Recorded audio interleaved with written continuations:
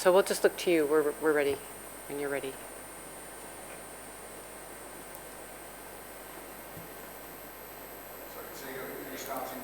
We're going to start without the speaker. Just tell us when you're ready.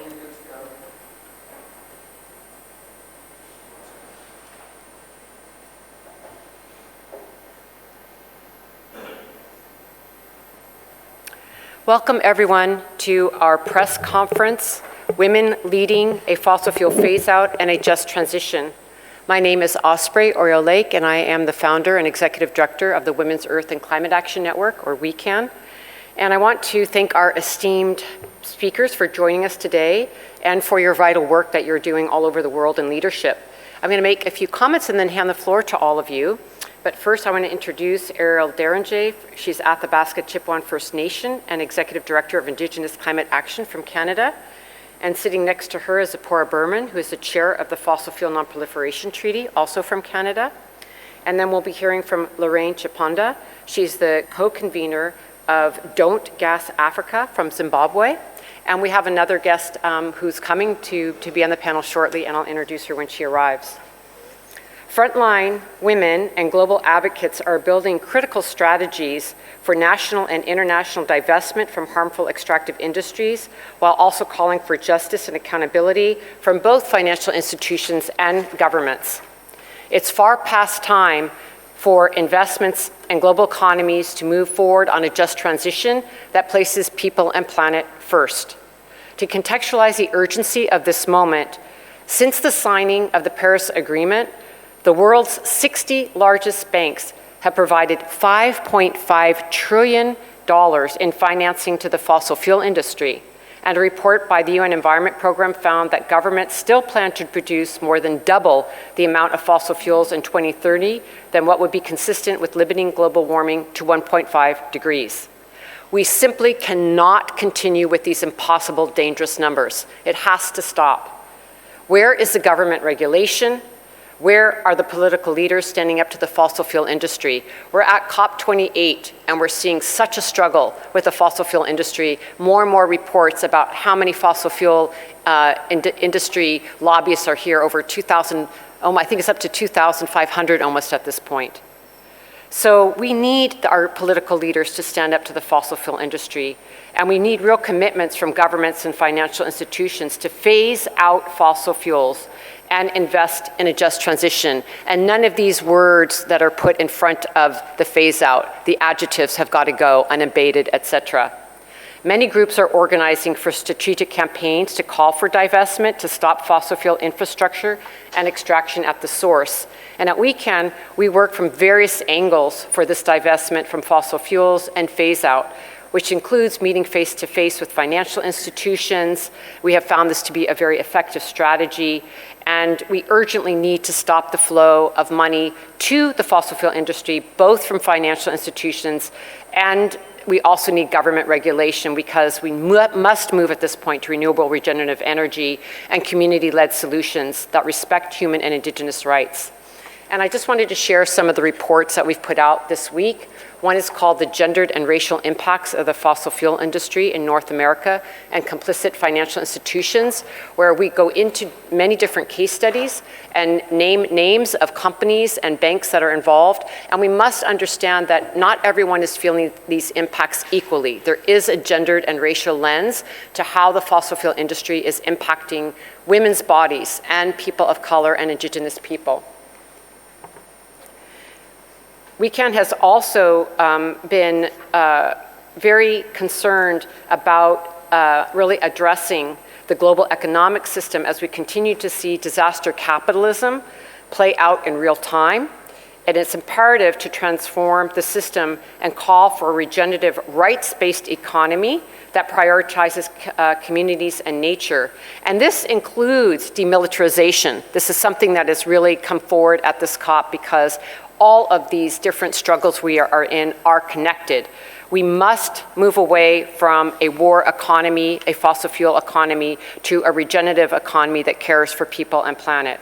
And in this context, I want to share that WECAN has just released our report called Prioritizing Care Work and How It Can Unlock a Just Transition for All. Because we need to start looking at different types of economies And within this report, we talk about things like women's unpaid care that they're providing, underpaid care, and how this is part of decarbonizing our economy, is that if we actually start paying women for the work that they're doing, we're going to have a very different set of economies, and this is critical to the transition that we're looking at and demanding from governments. And this includes the prioritizing of care.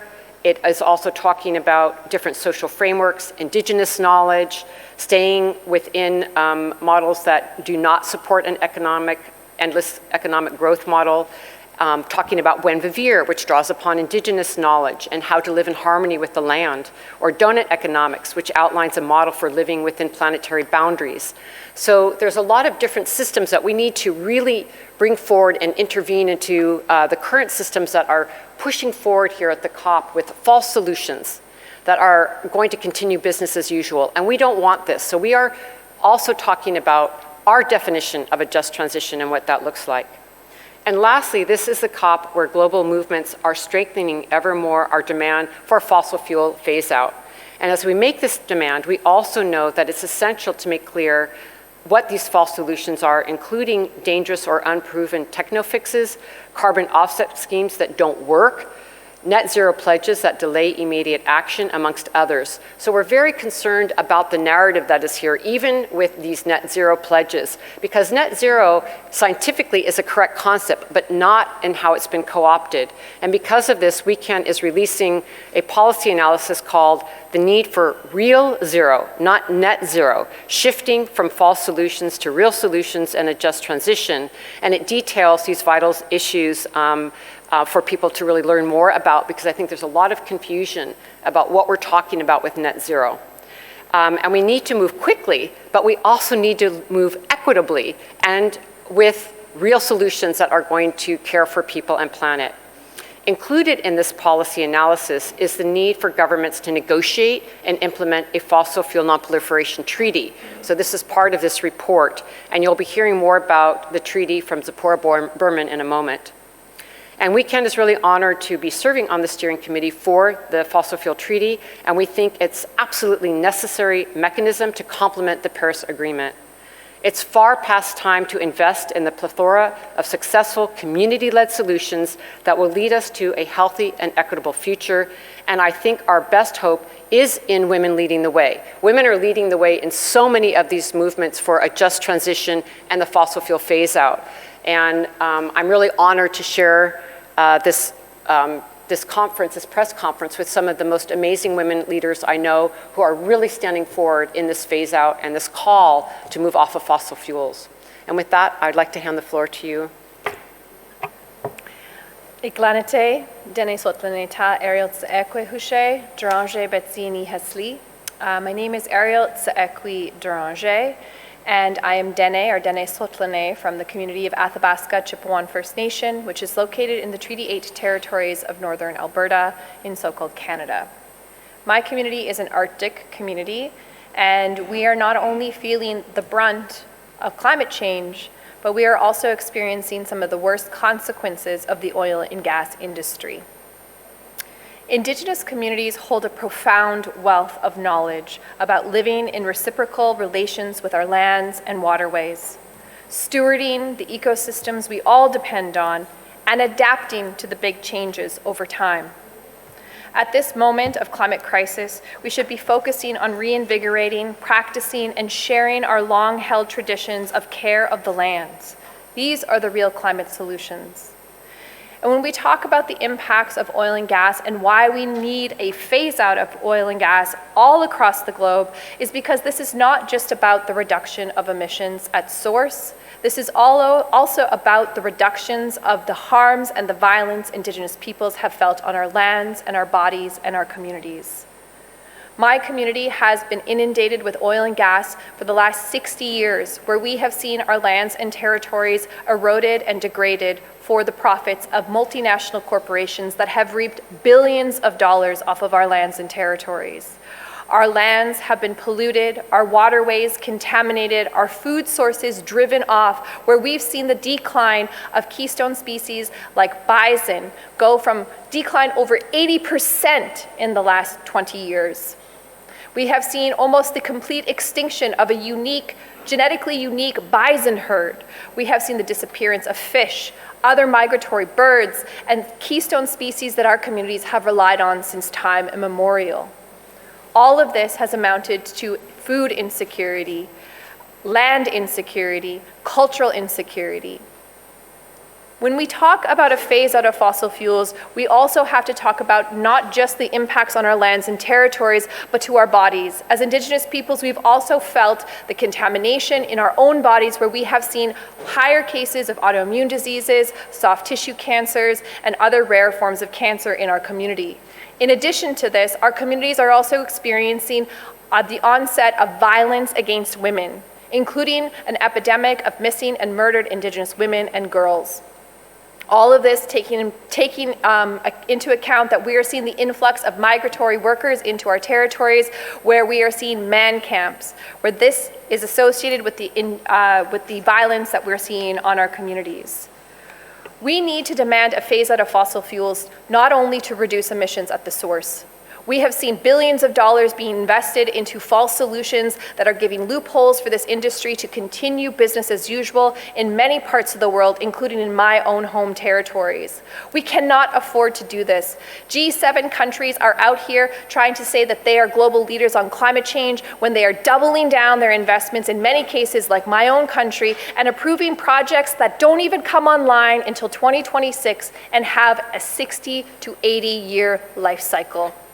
This is not climate leadership. This is climate suicide. We need to demand real leaders that are willing to step up and demand a phase out of fossil fuels, not promises of caps and emissions that have no substantial meaningful processes that are actually going to reduce emissions at the source. We cannot have climate justice without human rights and Indigenous rights. We must work together to demand that all of our people work together and ensure that we are phasing out of fossil fuels and stopping emissions at the source. Thank you. Masi Cho.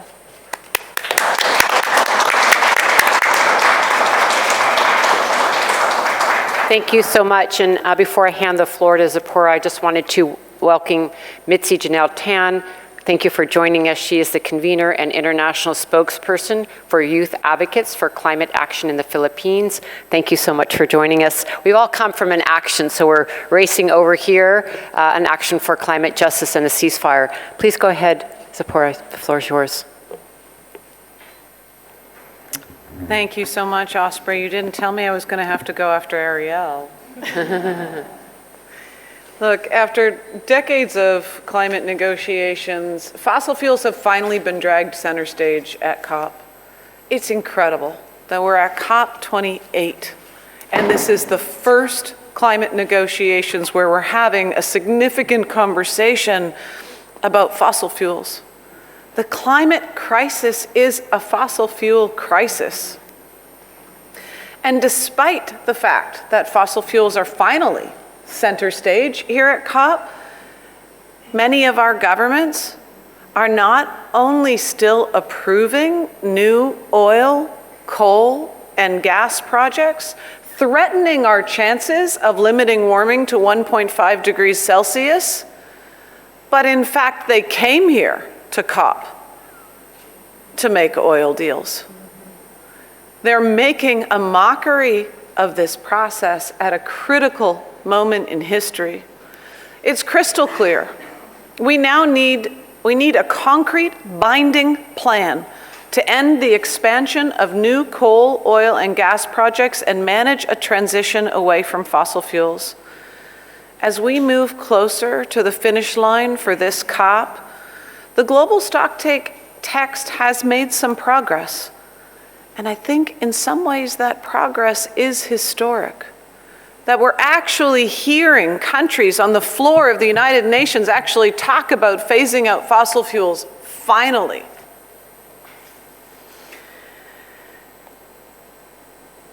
It still, however, doesn't include language on the need for equity by requiring developed countries to phase out first, or that financial support is needed for developing countries to undertake a clean energy transition. Developing countries have been very clear on the floor that differentiated phase-out timelines and funding are essential prerequisites for them to agree to text on a fossil fuel phase-out. What we've been seeing in these negotiations, I think, can be summarized as the good, the bad, and the ugly.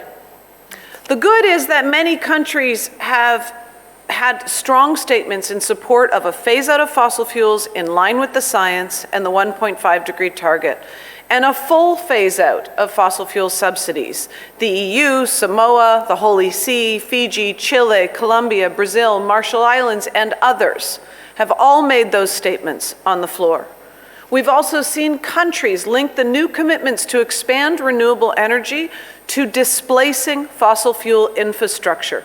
This is critical. The atmosphere doesn't care how much renewable energy we build unless it's displacing fossil fuel infrastructure and projects.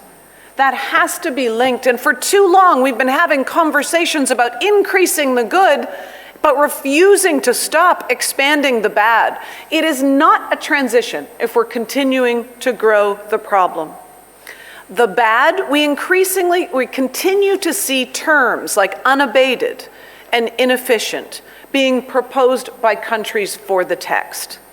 For decades, the fossil fuel industry has been trying to make their products invisible in climate policy and in international negotiations. This has been a strategy to decouple emissions from production so that climate policy and agreements don't constrain their profits and don't constrain fossil fuel production.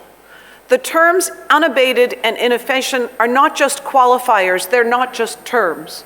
This is a tactic by the most powerful industry on Earth to continue to keep us from climate progress. And the data shows that it's impossible to abate fossil fuel emissions, and even the IEA recently found that global CCS projects have yet to deliver substantial progress, and they've dramatically reduced their estimates of potential use of CCS. So has the IPCC, so has the Energy Transition Commission report that just came out. What we build today is what we will use tomorrow. The ugly, I want to finish with that. Because what we saw here today at COP was the ugliest I have ever seen, and I've been to 16 COPs. Countries opposing even using the term fossil fuels, but more than that, a secret letter from OPEC leaked. OPEC's decision to reach out to member countries and ask them to block action on fossil fuels at this COP was a desperate and unprecedented intervention in the climate negotiations. They are panicking.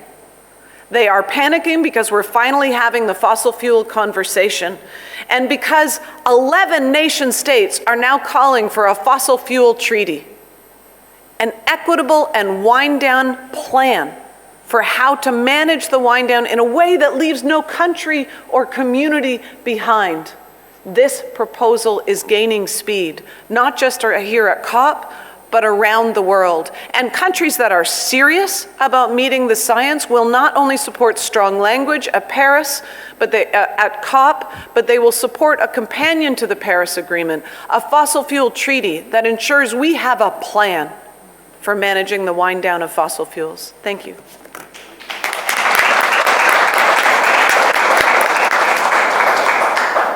Thank you so much. Please go ahead, Lorraine. Thank you very much. For the past 100 years plus, Africa is engaged in a fossil fuel energy system that has not benefited the continent.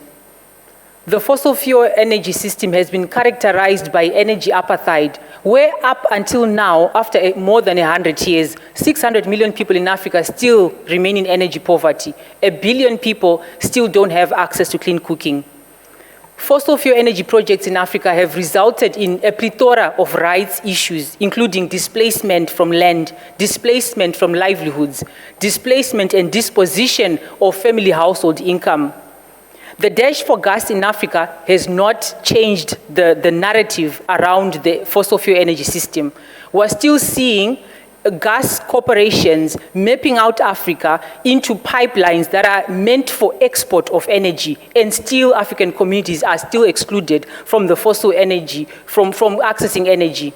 So when we talk about a transition as African people, we are demanding a transition that is not only technical, but takes into consideration the historical implications of the past energy system.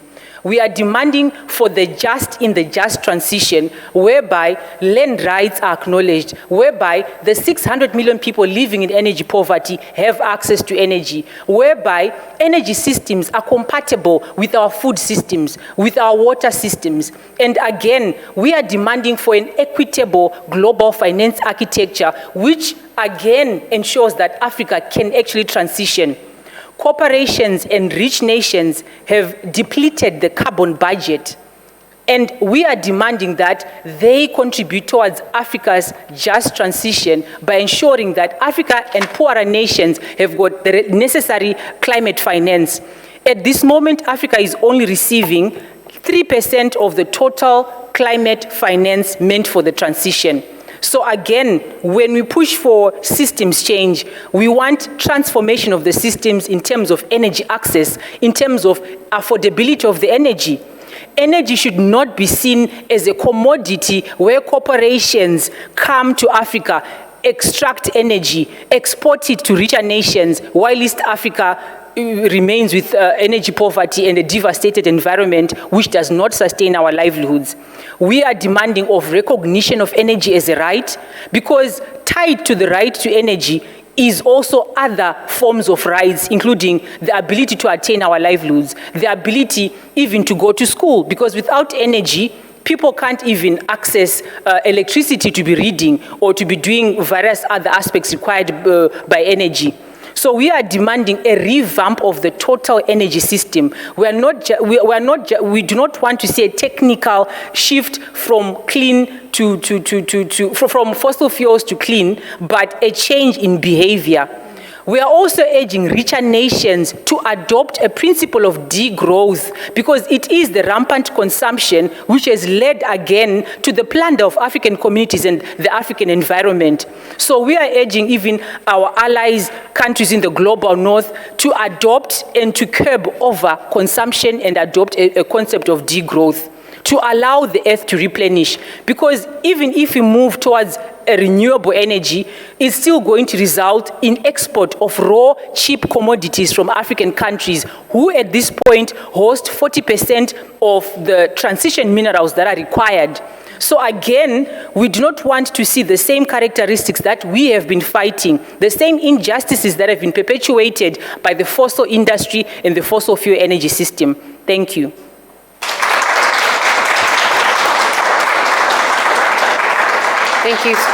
Thank you so much for your comments. It's so critical that we understand that we don't want to just phase out fossil fuels. I think we also want to phase out this entire systems that's not working. Please go ahead, Mitzi. As Osprey mentioned earlier, we all just came from the Global Day of Climate Action, where we went on the streets here inside the UN Climate Summit to demand for a fossil fuel phase-out that's just and fair, and the ceasefire.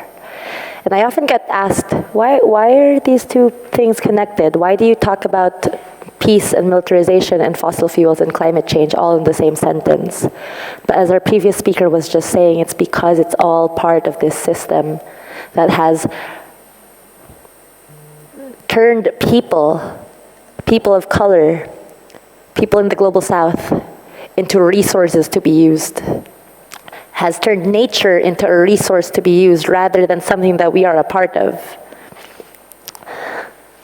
The fossil fuel industry has hurt us for far too long, both in the terms of emissions, but also causing a lot of wars and militarization, and also as environmental defenders go up against these fossil fuel industries, especially the mining industries that's with coal, oil, and gas. Militaries protect the fossil fuel industries, and environmental defenders, especially indigenous peoples, are killed in the process. My country, the Philippines, is one of the most dangerous countries in the world for environmental defenders and activists. And all they're doing is fighting for land, fighting for the planet, fighting against the destructive and extractive industries like the fossil fuel industry. When I first started going on board with the Fossil Fuel Non-Proliferation Treaty, something that they were using a lot in the first phases of the days in terms of messaging, was that fossil fuels is this generation's new mass weapon of destruction.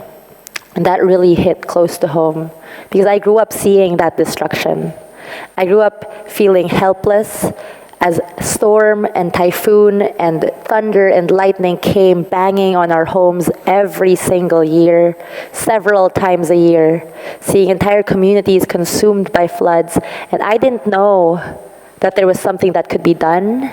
I didn't know that the fossil fuel industry was behind it, because they did this on purpose.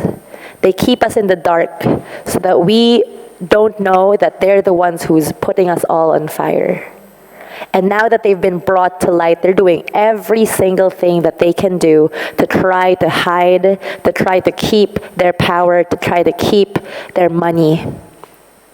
But we will not allow this to happen. The young people and marginalized people and the women are leading the way towards a just and renewable and fair and safe and feminist future. And I'm so excited to be in a world where we don't even have to think of fossil fuels, because they are in the ground just as we need it to be. And so we're seeing the UNFCCC spaces.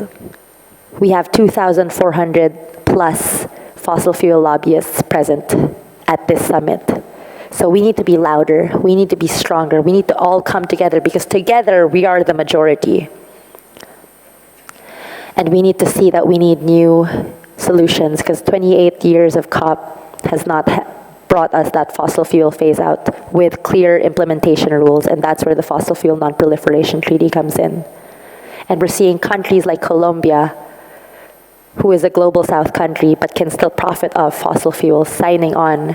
And so my question is to the rich countries, especially countries like the US, what is your excuse?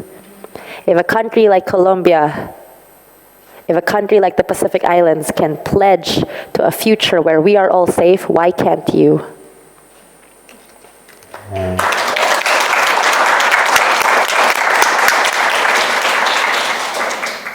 So we just have a moment for closing, and I want to thank you all for taking time. Everyone has been very busy at this COP.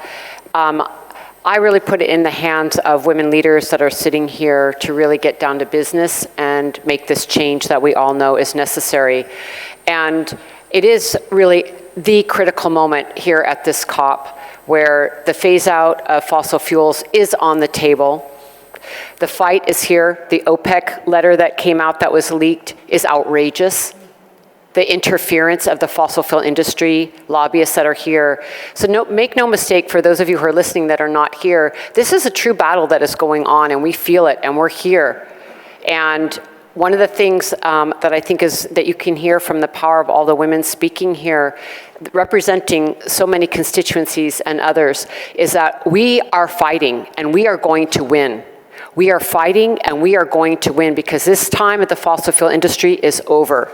It's over. And it doesn't mean that it's going to go down easily, but it's over. And there are solutions from Indigenous people's rights and Indigenous people's solutions, from the Fossil Fuel Treaty, from our sisters coming from the Global South, all of the solutions that they're already carrying. And the courage that they have is outrageous because of the fact of how the Global North has been acting, and the consumerism and the amount of money and fossil fuels that we've put into the air, the emissions that we are responsible for in the Global North, that is now affecting people in countries all over the world that have not been emitting at the same level. So I really appreciate your comments as well on that point, and the fact that where are the wealthy countries? We demand that they take action at this COP. It is time for everyone to get very real, very, very real, and there be an equitable transition off of fossil fuels. And with that, thank you very much, all of you, for your time, and let's continue on at the COP. Thank you.